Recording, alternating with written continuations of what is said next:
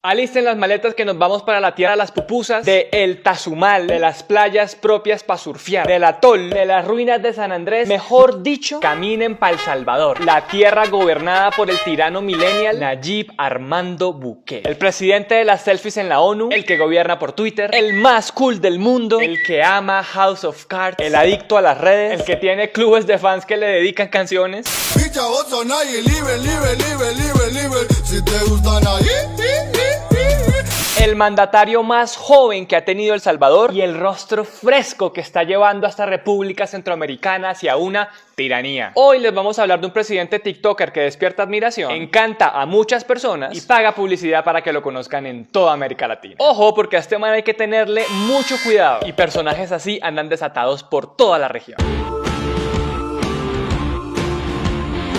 ¿Quién es ese hombre? ¿De dónde apareció esa barbita milimétrica? ¿De qué caja salió ese muñeco? Bueno, ya, es que el encierro nos tiene así, ustedes saben, la cuarentena. Los placeres culposos. Bukele se sabe publicitar. Antes de que lo picara el bicho de la política, duró 11 años dirigiendo la empresa de publicidad de su familia, donde trabajó en campañas para el Frente Farabundo Martí, el partido de izquierda tradicional de ese país. Con ese frente arrancó su carrera política siendo alcalde de un municipio llamado Nuevo Cuscatlán, en el que se hizo muy famoso por donar su sueldo. Una estrategia muy efectiva para irle ablandando el corazoncito a los salvadoreños. Aquí empezó a dejar muy clara su marca personal y cambió el escudo de la ciudad. Lo pintó de cian, su color, y le puso una N enorme. Entonces, como buen publicista, aplicó los conceptos claves: Marketing, top of heart, top of mind, branding, brainstorming. Y toda esa bullshit que le sirvió para que cada vez que la gente viera el cian o la N, supiera que rondaba la presencia de Nayib Bukele, así él no estuviera físicamente ahí. Aunque él dijo que la N era por Nuevo Cuscatlán, eso es como decir que el partido de la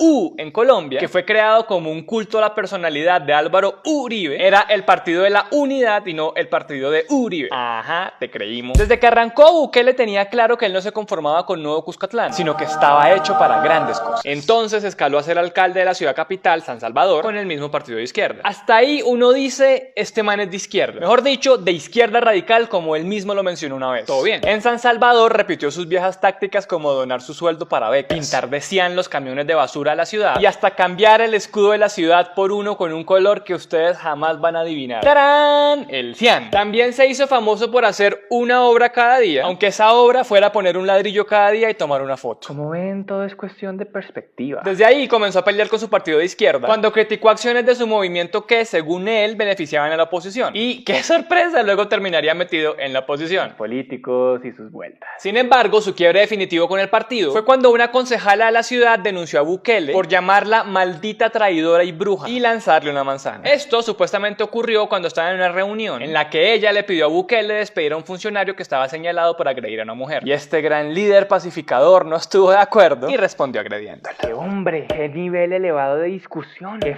forma de dirimir las diferencias! Responder a una denuncia de agresión contra una mujer agrediendo a otra mujer. El caso es que por ese cruce de palabras encantadoras, Bukele fue expulsado de su partido. Para terminar esta etapa del superalcalde, miren esta otra joyita. Durante su administración, la ciudad habría perdido más de $3 millones en sobrecostos, porque la alcaldía de Bukele pagó un arriendo inflado por el espacio donde funcionaba un centro comercial. En ese escándalo no solo está salpicado de Bukele, sino gente que trabajó con él en la alcaldía, que luego fueron sus ministros en la presidencia, y que ahora se acaban de ganar la alcaldía en la capital. Qué linda manera de apremiar la mediocridad.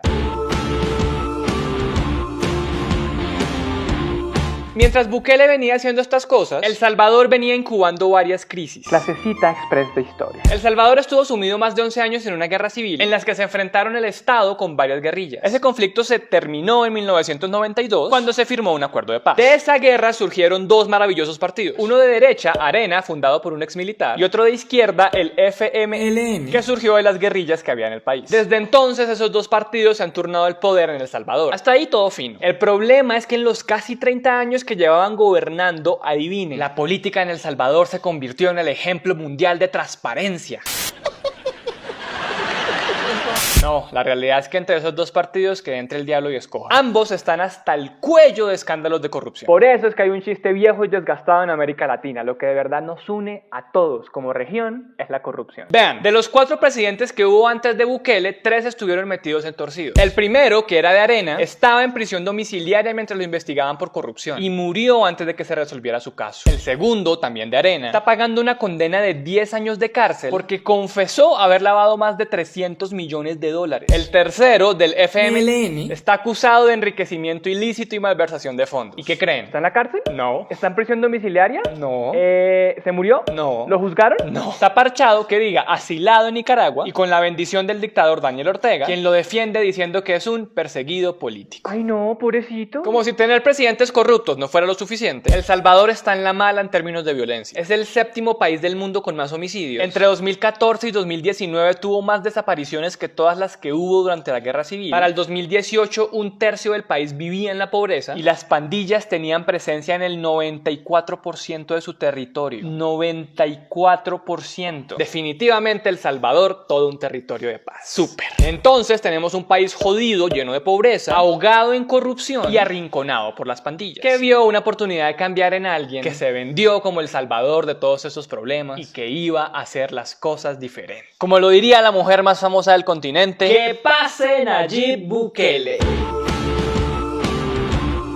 Para llegar a la silla presidencial, Bukele tuvo que dar varias piruetas en el aire. ¿Recuerdan que fue expulsado de su partido de izquierda? Pues en El Salvador usted tiene que contar con el aval de un partido político para poder lanzarse a la presidencia. Así que Bukele intentó fundar su propio movimiento, creado a través de firmas que recolectó en un solo fin de semana y que se llamó Nuevas Ideas. Vuelve y juega. N de Nuevas combina con N de Nayib.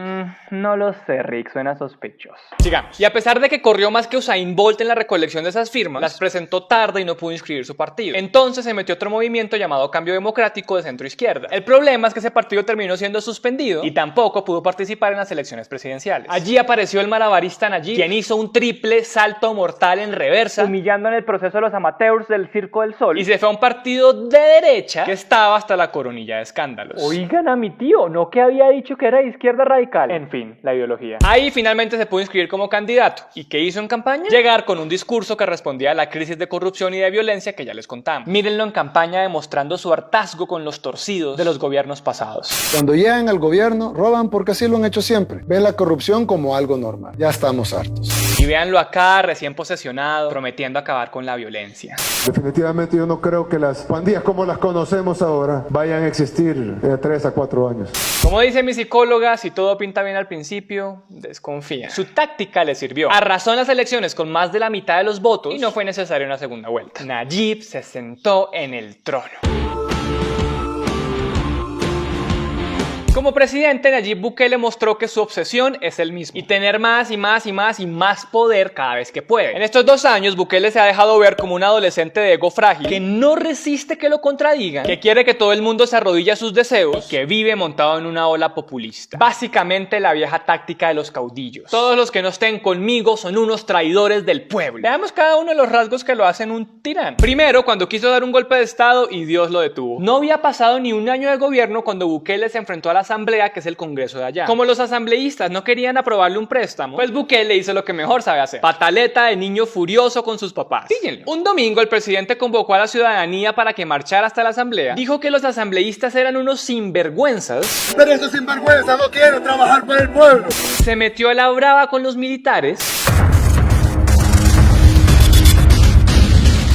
Se sentó en la silla del presidente de la asamblea. Pulso sin precedentes que se está viviendo en el país centroamericano. Y por si fuera poco, tuvo tiempo de llorar y hasta de rezar, sin importarle que El Salvador es un estado laico.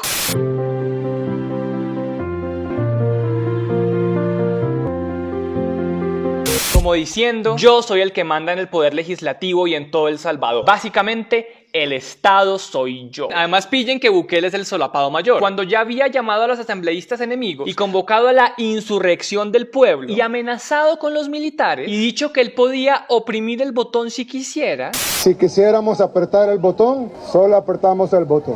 Dijo que Dios le había pedido paciencia. Yo le pregunté a Dios y Dios me dijo paciencia. tan magnánimo, tan sacrificado, tan elegido por el divino. A Maduro le habla un pajarito al oído, pero a Bukele le habla Dios mismo, no joda. Lo que básicamente dijo es que no dio un golpe de estado porque fue ungido por Dios para ser paciente. ¿Para qué constitución cuando se tiene línea directa con el de arriba? No, pues gracias, don tirano. Tanto fue su papelón de dictadorzuelo que incluso Estados Unidos y la Unión Europea le llamaron la atención. Segundo, cuando demostró que era un superhéroe capaz de combatir el crimen como sea. ¿Se acuerdan que se tomó la asamblea con el ejército porque no quisieron aprobarle un dinero? Ese presupuesto era para su plan de control territorial que busca luchar contra la violencia en El Salvador. El problema con este plan es que no se sabe en qué consiste, ni cuánta plata se destinará, ni las estrategias para implementarlo. Solo se sabe que Dios lo guiará. Literal. La estrategia más grande para combatir uno de los principales dolores de cabeza de El Salvador está hecha a punta de trinos vacíos y guiada por Dios. Y es que este hombre es tan profesional en sus formas que para mostrarnos que tiene mano dura, decidió crear imágenes que nos recuerdan los campos de concentración. Mezclar en la misma celda a los presos de las pandillas más peligrosas. Esto sucedió cuando se subieron las cifras de homicidios en el país durante la pandemia. Entonces Bukele dejó estas postales publicadas en la cuenta de la presidencia de los reos semidesnudos contra el suelo y sin 5 de distancia física. ¿Por qué don Tirano haría esto? Simple, quería mostrar poder. Vean, 1. Cuando obliga a los presos a juntarse con sus enemigos y publica las fotos de eso, está mostrando que supuestamente a él no le tiembla el pulso para dominar a las pandillas. Un tipo con pantalones. 2. Ponerlos en esta posición como si fueran animales que van para un matadero, los deshumaniza y pretende demostrar quién es el único que tiene el poder para doblegarlos. Por fin alguien que los hace agachar la cabeza. 3. Le importa un pepino eso de los contagios y el distanciamiento social en medio de la pandemia y los pone a respirarse en la nuca. Si no los mato yo, que los mate el COVID. 4. Cuando ordenó encerrarlos durante noche y día, sin entrada de luz en las celdas, sin aire libre y sin ventilación, estaba diciendo que su poder es tanto que puede vulnerar los derechos más básicos de los prisioneros. ¿Para qué derechos humanos cuando puedo tratarlos como se me dé la gana? Todo este show vino acompañado del anuncio grandilocuente de que se redujeron las tasas de homicidios. Y sí es cierto porque pasaron de 52 por cada 100.000 habitantes a 19 por cada 100.000 habitantes. Pero, ¿cómo lo hiciste, superhombre? Pues con el cuestionado truco de pactar con las pandillas a espaldas de la gente. Fácil. Documentos oficiales del Poder Ejecutivo registran desde el año antepasado negociaciones con líderes encarcelados de la Mara Salvatrucha. La conversación fue algo así como: dejen de matar gente y dejen de matarse entre ustedes y yo les doy algunos lujitos en la cárcel. Comer pollito, pizza, trasladar a algunos guardias agresivos o incluso echar para atrás la mezcla de pandilleros en las celdas que tanto promovió Bukele. Normal. Mira tú qué bonito así. El fin siempre justifica los medios. El problema con esto es que la negociación se dio de espaldas al país, hacerla era ilegal y cuando la descubrieron el presidente la negó y para colmo de la conchudez atacó al medio que la reveló. Así opera la transparencia, gente. Tercero, cuando le demostró a los jueces quién es el que manda. Otra de sus perlas sucedió en medio de la pandemia, cuando Bukele comenzó a detener arbitrariamente a las personas que violaran la cuarentena con la excusa de contener los contagios. El problema es que esas medidas se utilizaron para pasarse por la faja los derechos de las personas. Para que se hagan una idea, solo entre el 21 de marzo y el 11 de abril del año pasado hubo 102 denuncias por detenciones arbitrarias y uso excesivo de la fuerza. Fue ahí cuando la Corte Suprema tumbó el decreto que permitía hacer esto. Y Bukele salió a atacar a la Corte diciendo, escuchen bien esto, que la sala estaba ordenando matar a personas salvadoreñas. Claro, porque es que quitar un decreto abusivo con la gente es lo mismo que ordenar matar gente. E incluso le dijo a los magistrados esto: Dictador, los hubiera fusilado todos o algo así, si fuera de verdad un dictador. Salvás 1000 vidas a cambio de 5, ¿no? Uf.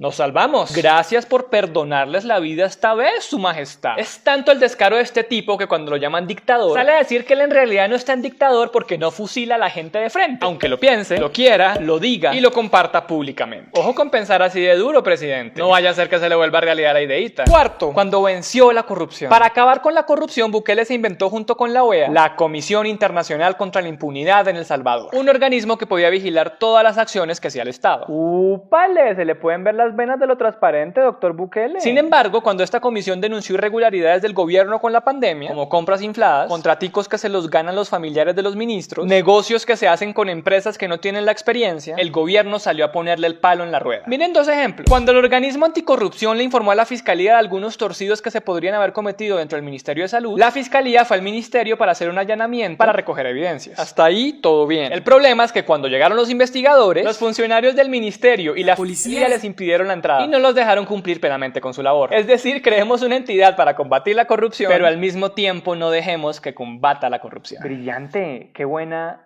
nueva idea. Otro caso, cuando la fiscalía fue a hacer un allanamiento a otras oficinas del gobierno, gracias a las denuncias del organismo anticorrupción, el presidente salió a Twitter a decir que esas diligencias se debían a que el fiscal ya está en campaña. Y de paso les han puesto advertencia que suena más bien amenaza. Recuerde que uno cosecha lo que siembra. Don Tirano, estás amenazando al fiscal porque no te gustó que te investigaran. Porque tienes tanto miedo. No que eres tan transparente. Y eso no es lo único. El ministro de Justicia y Seguridad de Bukele se comprometió a luchar contra la evasión de impuestos luego de que capturaran a una persona que había evadido impuestos. Lo que se le olvidó decir al ministro es que cuando hizo esa promesa, él mismo había incumplido el pago de impuestos durante 8 años, lo que equivale a más de $10.500. Ministro, si va a luchar contra la evasión, ¿qué tal si comienza en casa? Quinto, cuando defendió a capa y espada la libertad de prensa. Como a todo buen tirano, a Bukele le da ardor cuando los periodistas lo cuestionan. El mejor ejemplo de eso fue cuando El Faro, un medio de comunicación salvadoreño, reveló que Bukele habría hecho pactos con las pandillas, como ya les contamos. A los pocos días, qué coincidencia, el presidente salió a anunciar en televisión que El Faro tenía una investigación por lavado de dinero y evasión tributaria. Allá vamos viendo cómo Bukele es experto en construir falacias para distraernos del problema. Funciona así. Incluso si el medio hubiera hecho lavado de dinero y evadido impuestos, eso no borra el hecho de que Bukele pactara con las pandillas en secreto. Ambas cosas son despreciables, pero una no tapa la otra. Lo que quiere Bukele es desviar la atención que estaba concentrada en él y de paso desacreditar el trabajo de los periodistas críticos. Por cierto, El Faro desmintió lo del lavado de activos y la evasión de impuestos y a la fecha no han podido probarles nada. Además, ojo, porque los ataques no han sido exclusivamente contra El Faro. Buenas noches, presidente. Julia Gabarrete de la revista Gato Encerrado. Soy periodista de revista Factum. Ah, otro de George Soros, sí. O sea, compañerito de Gato Encerrado del Faro, ¿verdad? Según la Fundación Gabo, Bukele ha amedrentado a por lo menos 8 medios de comunicación que lo han cuestionado. Los periodistas de El Salvador también denuncian arremetidas contra ellos y contra sus familias. Un claro ejemplo es el de una reportera que reveló compras irregulares que había hecho el ministro de Salud durante la pandemia. Y a los 5 días de publicar la información, despidieron a su mamá del trabajo que tenía hace más de una década en la casa presidencial. La periodista indagó el porqué del despido y pudo confirmar que era una represalia por el reportaje publicado. Según la Asociación de Periodistas del Salvador, durante los 2 años del gobierno de Bukele han aumentado en más de un 92% los ataques contra la libertad de prensa. En 2018, antes de Bukele, hubo 65. En 2019, cuando llegó Bukele, 77. En 2020 se registraron 125. Y lo más grave es que el 90% de esas vulneraciones provienen de funcionarios que pertenecen al Ejecutivo. Por cierto, tenemos imágenes exclusivas de Bukele celebrando el aumento de la censura. Yo súper bien, todo perfecto, ganando como siempre. Todo este desastre hizo que cientos de periodistas del mundo le pidieran a la Comisión Interamericana de Derechos Humanos que monitoree los ataques a la prensa en El Salvador y que la Sociedad Interamericana de Prensa advirtiera sobre el deterioro de la libertad periodística en el país. Todo esto es la vieja confiable de los tiranitos con ego frágil. Como no les gusta que los critiquen, que los investiguen y que los dejen en evidencia, pues se la pasan cazando periodistas para silenciarlos, que lo único que se escuche sean las alabanzas a Bukele. Sexto, cuando se erigió como el Papá Noel de los estudiantes. Por la pandemia, los estudiantes de El Salvador se tuvieron que ir a estudiar a sus casas y muchos no tenían computador. Entonces el gobierno de Bukele decidió que le iba a regalar un computador a todos los estudiantes. Hasta ahí todo bien. La cosa se torna rara cuando vemos que estos computadores sirvieron para hacer politiquería. Vean, los equipos que se regalaban venían contramarcados con un sello del gobierno de El Salvador. Para que a nadie se le olvide cuál fue el gobierno dadivoso que hizo este noble gesto. Los computadores los empezaron a repartir 6 días antes de las elecciones legislativas, en las cuales ganó el partido de Bukele. Pues, como para que se acuerden de eso cuando marquen en el tarjetón. Bukele dijo que se habían invertido $450 millones en los computadores, pero en realidad solo se invirtieron 13,5 millones. ¿Y los 437 millones restantes?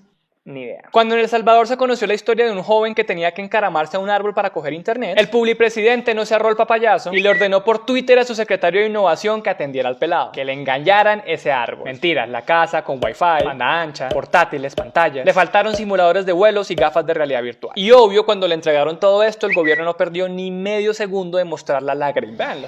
Por eso este regalo inesperado lo quebró hasta las lágrimas. Eso es lo que hacen los presidentes populistas. Hacer pantalla con historias que tocan el nervio y conmueven a la gente. Y dar la ilusión de que si eso le pasó a él, también me puede pasar a mí. En otras palabras, hacer politiquería con la miseria. Séptimo, cuando protegió a las mujeres. El Salvador es reconocido mundialmente por tener una de las peores leyes para las mujeres, porque allá el aborto es un delito en cualquier caso. Eso ha llevado a situaciones ridículas y crueles como la de Manuela, quien estaba embarazada. Tenía 31 años, tuvo una caída y fue a la clínica. Allá, a los los médicos, en vez de ayudarla, decidieron denunciarla porque supuestamente había abortado. El caso es que la policía llegó al hospital, la esposaron y luego fue condenada a 30 años por homicidio agravado. Pillen la ironía. Por meter a la cárcel a una mujer que abortó involuntariamente, dejaron a los 2 hijos que esa mujer ya tenía sin su madre. Para completar, Manuela luego murió de un cáncer cuando estaba en la cárcel a los 33 años. Es tan grave la ley que si violan a una niña, la obligan a llevar a término el embarazo. Si el embarazo es un riesgo para la salud de la mujer, la obligan a arriesgarse de malas. Ese es el nivel de desquicio del país. Entre el 98 y el 2019, al menos 181 salvadoreñas fueron procesadas por razones asociadas al aborto y a emergencias obstétricas. ¿Y qué dice nuestro Mesías Bukele? Ah, pues una grandísima malparidez. No estoy a favor del aborto y creo que al final, en el futuro, nos vamos a dar cuenta de que es un gran genocidio el que se está cometiendo con los abortos. Genocidio. Oigan a este tipo, ¿cuál hijo de puta genocidio? Y las mujeres que pierden la vida por embarazos riesgosos, y las mujeres que sufren por abortos espontáneos, y las niñas violadas y obligadas a ser madres, y las mujeres que no quieren ser madres y quieren decidir por su propia cuenta, ¿esas dónde quedan? ¿No le importan, señor presidente? A pesar de todo el fiasco que ha sido la administración de Bukele, este caudillito es un hit en El Salvador. De hecho, según los sondeos de opinión, tiene una favorabilidad del 90%. Entonces uno se pregunta, ¿cómo un personaje que desprecia la democracia, le miente a sus electores, tiene escándalos de corrupción, ataca la libertad de expresión y odia a las mujeres puede ser tan popular? Fácil, Bukele sabe venderse muy bien. Miren estos ejemplos. Le dio una entrevista de más de 1 hora a un youtuber famoso en el que hablaron de cosas como su comida favorita, quién le manejaba las redes sociales, los lugares turísticos del país y temas por el estilo. Y bueno, no está mal que un presidente le dé una entrevista a un youtuber o hable de vainas así, pero el problema es que Bukele, según nos contaron fuentes en El Salvador, le huye a las entrevistas de los medios independientes, en las que sí podrían cuestionarlo por las decisiones que toma. Entonces, ¿qué tenemos? Un presidente cobarde que quiere que los medios lo traten como una estrellita de pop. Aquí va otro ejemplo de cómo Bukele sabe venderse. En redes compartió un artículo que decía que El Salvador había sido el mejor país en manejar la pandemia. Lo que no dijo el presidente es que eso era en realidad un publi reportaje, que citaba como fuente a una empresa de relaciones públicas contratada por el gobierno salvadoreño. Representación gráfica, pues pagando quien no sale bien parado. Bukele, que como ya les contamos se ha dedicado a asediar a la prensa independiente, no vio ningún problema en crearse un noticiero y un periódico para que le aplaudan todo y que sirvan para manipular la atención de la gente sobre su gestión. Otra estrategia que usa el rey del Salvador para ser tan popular es la polarización. Otra vieja confiable de los políticos populistas. Esa táctica consiste en ponerse a él como el único que busca el bien de la gente y el único remedio a tanto mal que agobia a los ciudadanos. Mientras tanto dice que todo quien lo cuestione es enemigo y traidor de los salvadoreños. Me imagino que nosotros debamos para esa lista, ¿sí o no, tiranito? Esto lo ha hecho con la asamblea, con los periodistas, con los jueces, como ya les contamos. Y el problema de que el presidente haga eso es que al tener tanto respaldo popular, pone al pueblo entero en contra de las instituciones y de sus críticos, lo que incluso se traduce en violencia, como le ocurrió a un periodista que fue atacado mientras cubría las elecciones legislativas. ¿Qué sucede después de esto? Pues con toda la gente tragándole entero, cada vez será más difícil cuestionarlo y hacerle contrapeso a la larga lista de abusos que les venimos contando.